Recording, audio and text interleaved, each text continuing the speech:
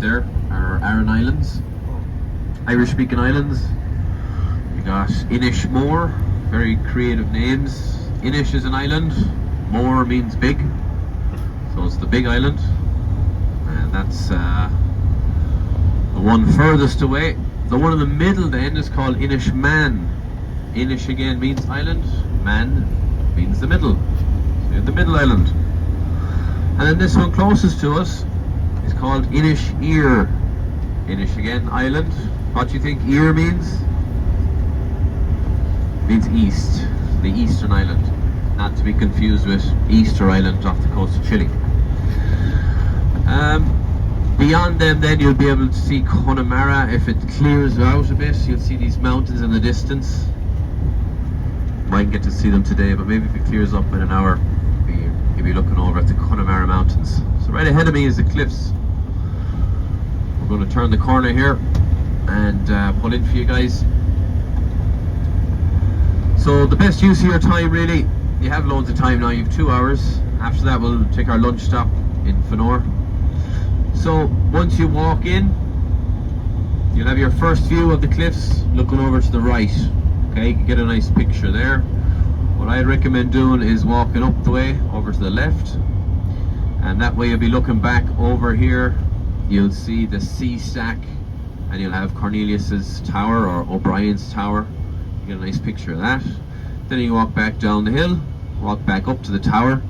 When you get up to the top of the tower, then you have the view of all the cliffs kind of staggering out. Just a bit behind the castle then, you can look down at these massive waves that be hitting off the cliffs, and there where the surf kind of comes back, you see all this white surf. See if you can make out any horses. I can only ever make out about 2 at best, so you're meant to be able to see 7. You have to kind of use your imagination a bit. It's kind of like when you stare at the clouds for a while, you start to see shapes. If you look down on that surf there, you should be able to see a couple of horses. Then you got loads of gift shops, and the visitor center is quite cool. You got like a 4D cinema in there where you're taking a bird's eye view, flying through the cliffs and stuff, which is quite cool. It's a special protected area for migrating birds. We have over 20 species of birds that migrate here every year. About 30,000 breeding pairs of birds come. Of course, you've got your razorbills and gannets and cormorants and stuff, but nobody cares about them. You got your puffins, that's you want to see, right? You gotta try very hard to see them because they're quite small. And actually, at first point where I'm talking about the view over at the cascade or the staggering cliffs, it's looking right down there, and that's usually where they're roosted. So it's quite hard to see them, but you might get lucky.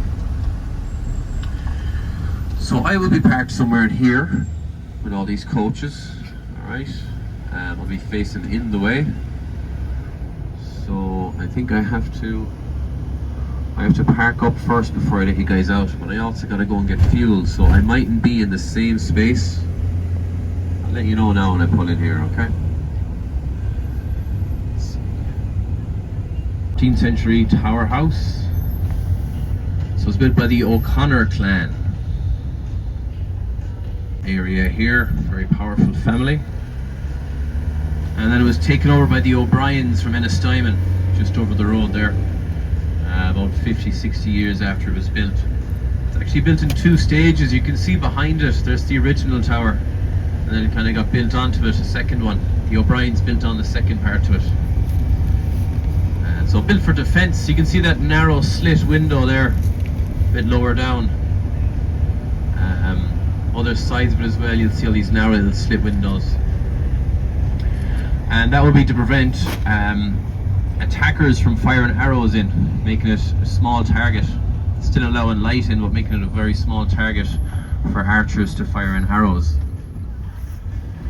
At the same time then, on the inside of the window, it'd be tapered at 45 degrees either side.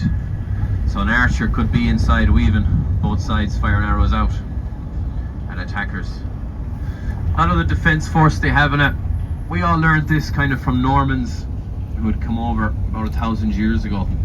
They taught us about building castles, they also taught us about agriculture.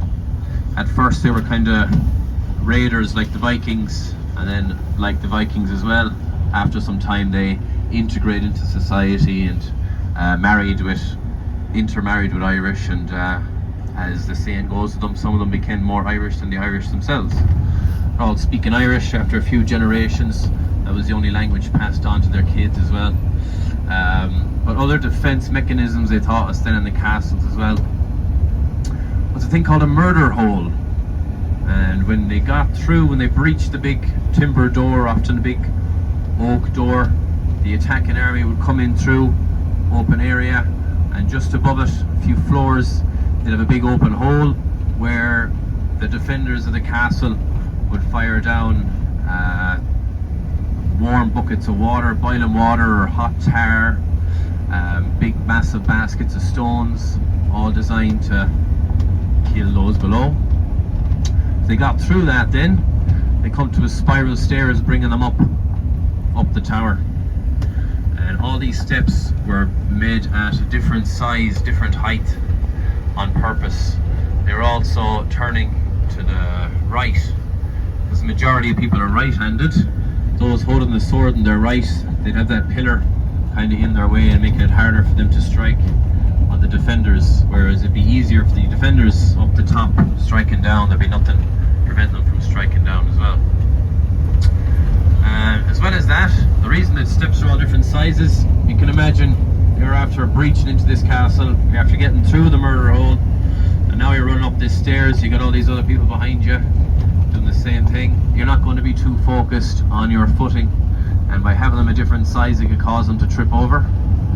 And then at the very top there'd be a sharp bend and a wall with a low kind of lintel coming over, so that when the soldiers are running up, when they hit the top, it causes them to fall back down, and like a domino effect, knock back down all the soldiers again. So all these little features there are built for defence.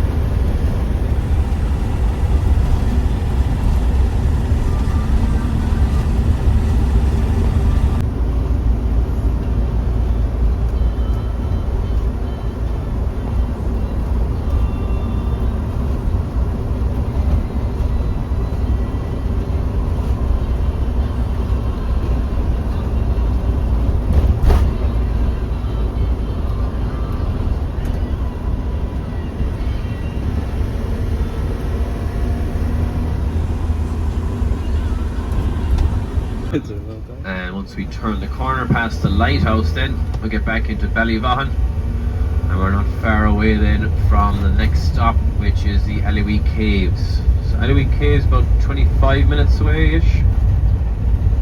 It's a lovely coastal drive along the way, nice scenic drive. Surf's out today. It's Fanor, Golden Shore there. For Allowee Caves, it's not included in your package or whatever. Well, I would encourage you all to go in if you're interested. It tells you all about how the cave was discovered, all the cave systems and all the history of the burn, and some cool stalactites and stalagmites inside, as well as some evidence of bears that